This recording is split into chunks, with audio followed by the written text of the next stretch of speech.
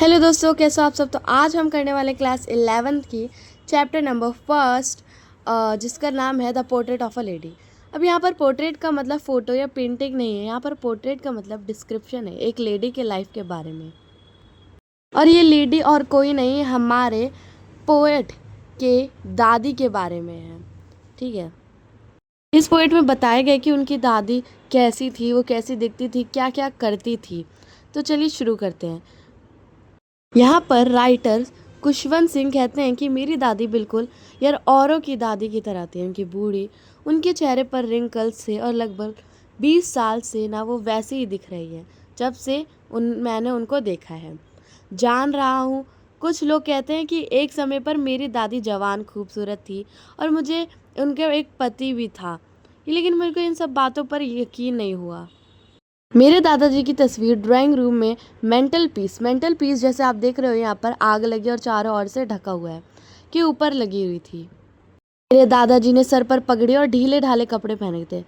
तो यार उनकी सफ़ेद बड़ी बड़ी दाढ़ी थी जो उनकी छाती तक आती थी। वो यार एटलीस्ट 100 साल के दिखते थे। उनको देखकर ऐसा कोई नहीं बोल सकता था कि उनके बच्चे, उनकी बीवी भी थी।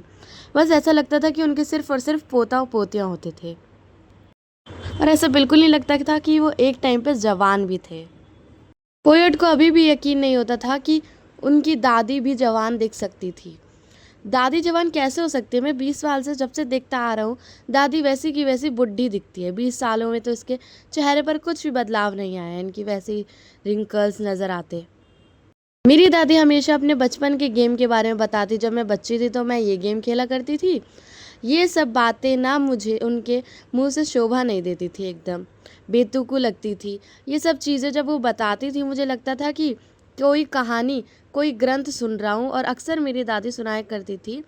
मेरी दादी हाइट में छोटी थी और थोड़ी सी मोटी और झुकी हुई रहती थी। मतलब उनके जो कुबर है वो झुके हुए रहते थे। अब बूढ़ी हो गई है तो ऑब्वियस सी बात है कि कुबर जो है वो झुक ही जाते। उनके पैर चेहरे पर झुर्रियाँ आ चुकी थी, एकदम जाल की तरह थी, इधर उधर बिखरी रहती थी।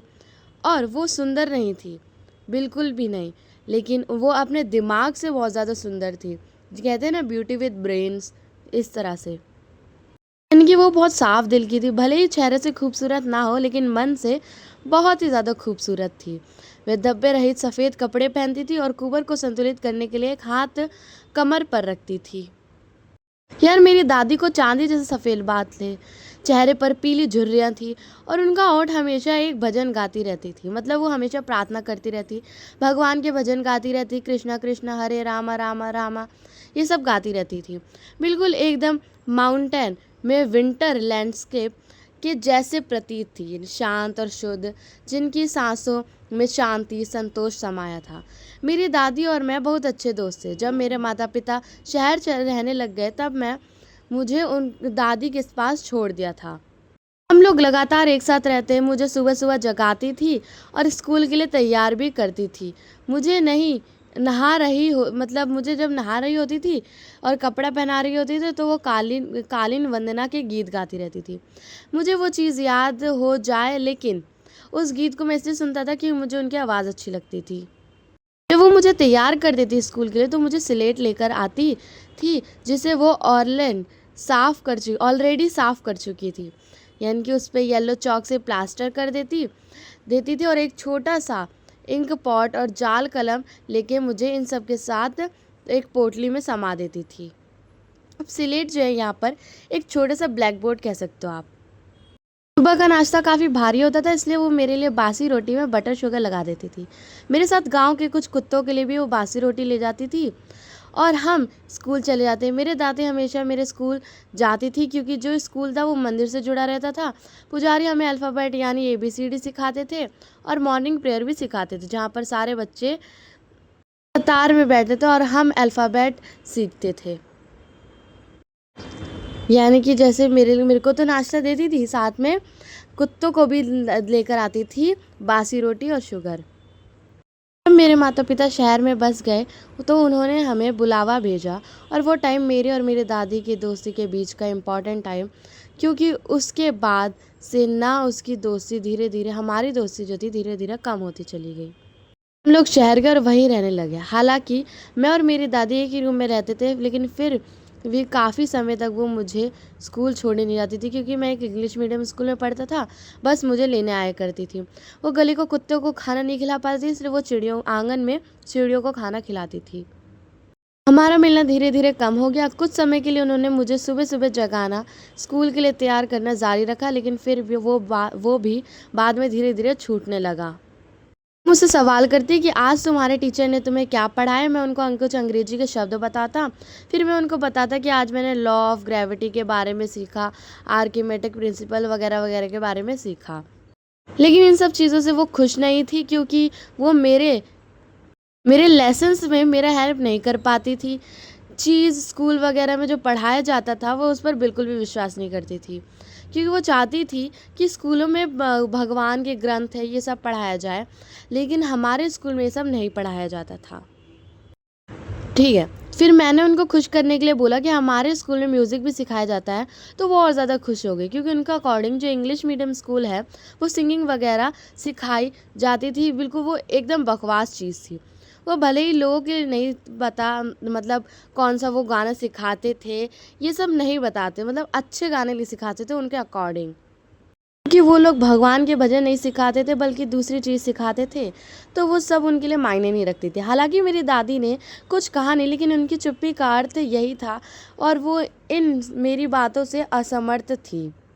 उसके बाद वो मुझसे कभी कभी बात करती थी। जब मैं यूनिवर्सिटी चला गया तो मुझे एक सेपरेट कमरा दे दिया गया। हमारी दोस्ती के बीच जो कॉमन कनेक्शन था वो टूट गया।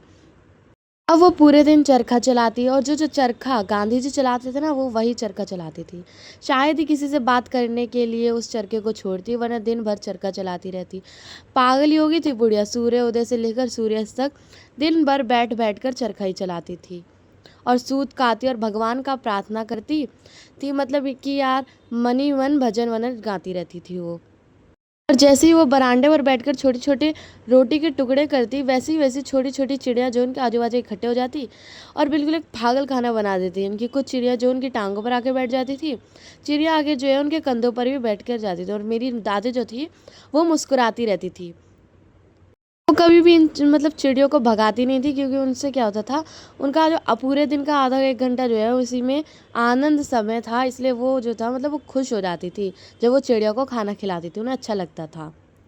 पढ़ाई के लिए मैंने विदेश जाने का निश्चय किया, तो मुझे यकीन था कि मेरी दादी परेशान हो जाएगी। 5 साल के लिए मुझे मेरी दादी से दूर रहना था, और इनकी अवस्था में कोई भी विश्वास से कुछ भी नहीं कह सकता था, लेकिन मेरी दादी बता सकती थी।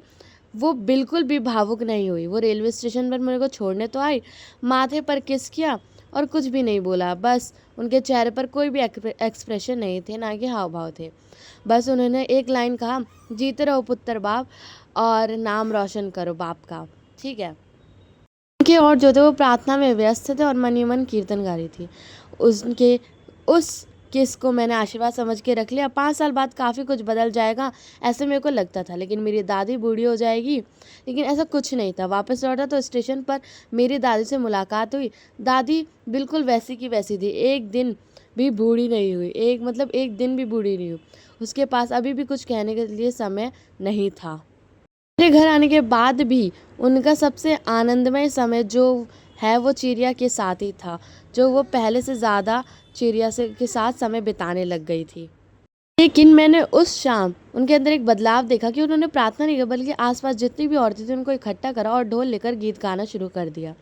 वो घंटों तक फटे हुए डोल को पीटती और योद्धाओं के घर आने का गीत गाती रहती। हमने उन्हें ज़रूरत से अधिक मानसिक दबाव से बच के लिए चुप करवाया और गाने बंद करवा दिया। अगली सुबह वो बीमार हो गए, हल्का सा बुखार था। डॉक्टर ने बताया कि थोड़ा सा बुखार है, उतर जाएगा, लेकिन मेरी दादी बिल्कुल अलग सोचती थी। उन्होंने कहा कि मेरा अंत बहुत नज़दीक है। उन्होंने कहा कि वह अपने जीवन के अंतिम क्षण में प्रार्थना करना भूल गई है।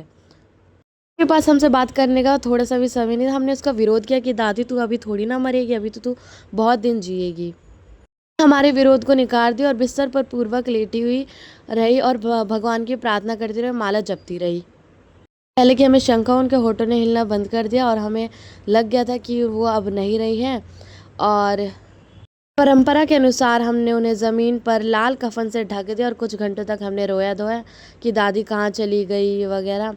फिर हमने हम अंतिम संस्कार के लिए अर्थी किरण उनके कमरे में दाखिल हुए। सूर्यास्त हो चुका था। उनके कमरे में अलग सी चमक थी। हम आंगन में ही रुक गए।